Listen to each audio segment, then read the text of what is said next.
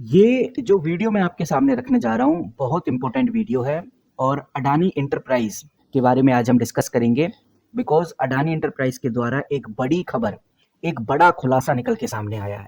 उसके बाद हम डिस्कस करेंगे अडानी ग्रीन एनर्जी लिमिटेड। इस कंपनी को लेकर भी एक बड़ी खबर, एक बड़ा खुलासा है और कह सकते हैं दोनों खुलासे आपस में एक दूसरे से कनेक्टेड हैं।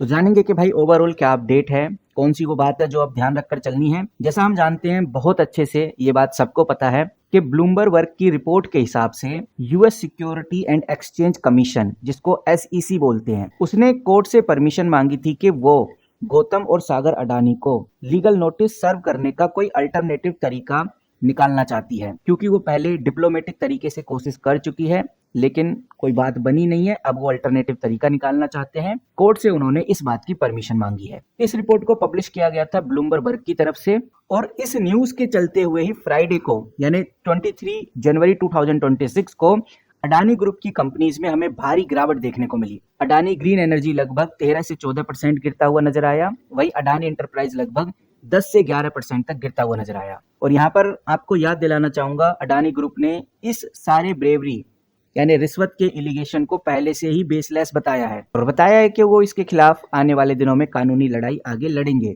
वहीं अडानी इंटरप्राइज की तरफ से एक ऑफिशियल स्टेटमेंट भी आ चुका है। यहाँ पर आप देखेंगे तो मैंने स्क्रीनर पे अडानी इंटरप्राइज लिमिटेड खोला हुआ है।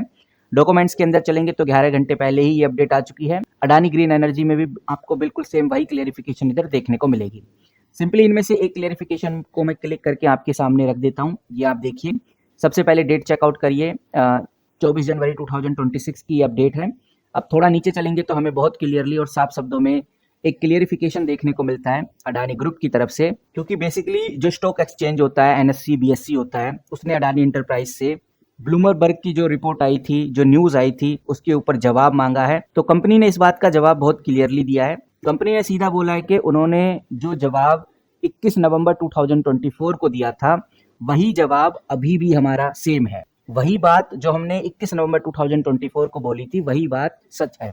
वहीं कंपनी ने ये भी बोल दिया कि भाई इस न्यूज से हमारे बिजनेस पे कोई असर नहीं पड़ने वाला, ना ही कभी पड़ता है। इसलिए उन्होंने सेबी के रूल के मुताबिक अलग से कोई जानकारी देने की उनको जरूरत नहीं है। पब्लिक रिपोर्ट में किसी भी तरह की जानकारी देने को जरूरत नहीं है। बहुत क्लियरली उन्होंने बोल दिया है कि इस खबर का इम्पैक्ट हमारे बिजनेस पे पड़ता ही नहीं है।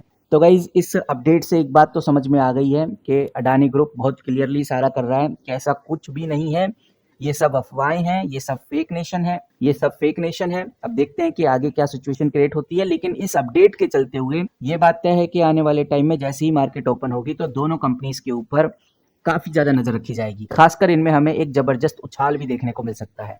अगर हम अडानी ग्रीन एनर्जी की बात करें तो इस कंपनी का जो मार्केट कैप है वो 1,27,000 करोड़ तक चला गया है। बहुत बड़ा मार्केट कैप आज के टाइम पे ये कंपनी रखती है। स्टॉक का पीई आप देखेंगे तो 77 आपको देखने को मिलेगा।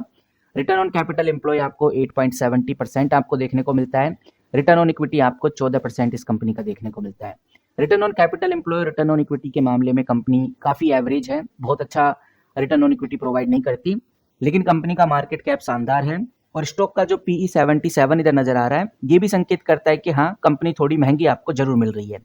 वहीं गाइस कंपनी का फ्री कैश फ्लो नेगेटिव है, वो भी 16,000 करोड़, जो कि एक चिंता का विषय है। ये काफी नेगेटिव साइन है। ऊपर से कंपनी का डेट टू इक्विटी 4.52 है।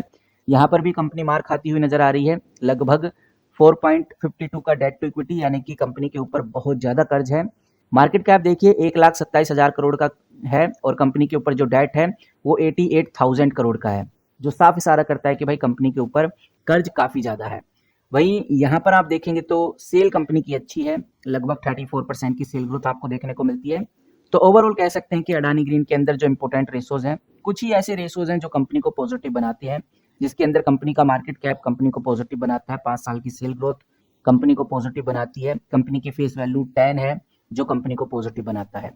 बाकी जो ज्यादातर रेशो है वो नेगेटिव है, जैसे कंपनी का पीई 77 है, return on capital employ, return on equity आपको 14 से 8% ही देखने को मिलेगा।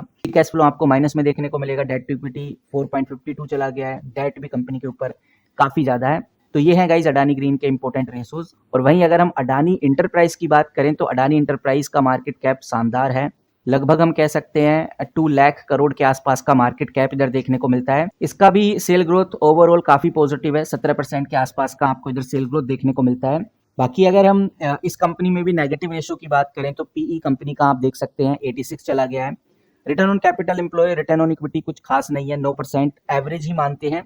और यहाँ पर फ्री कैश फ्लो आप देखेंगे तो आपको माइनस में देखने को मिलेगा 24 करोड़ के आसपास। और यहाँ पर अगर आप फ्री कैश फ्लो देखोगे तो आपको माइनस में देखने को मिलेगा -24,000 करोड़, जो कि एक बहुत बड़ा नंबर है। नेगेटिव में आपको देखने को मिल रहा है। डेट टू इक्विटी 1 से ऊपर है, 2.3 का डेट टू इक्विटी देखने को मिल रहा है। लगभग 1 लाख करोड़ का कंपनी के ऊपर कर्ज है। और यहाँ पर आप देखेंगे पाइट्रोसिक स्कोर भी 5 है, यानी फाइनेंशियली भी कंपनी ज़्यादा मजबूत नहीं है। ऊपर से फेस वैल्यू इस कंपनी का 1 हो चुका है। तो ज़्यादातर इंपॉर्टेंट रेशोज आप देख पा रहे हैं कंपनी के नेगेटिव हैं, और जो पॉजिटिव रेशोज हैं सिर्फ 2 ही हमें इधर देखने को मिलते हैं। तो ये है guys Adani enterprise, Adani green को लेकर अपडेट। आई होप आपको छोटी सी वैल्यूबल इन्फॉर्मेशन पसंद आई होगी। जैसी कोई बड़ी अपडेट, बड़ी न्यूज़ आती है आपके साथ जरूर शेयर करूंगा। इस वीडियो में इतना ही, मिलते हैं किसी नए वीडियो के साथ, तब तक के लिए take care and good bye.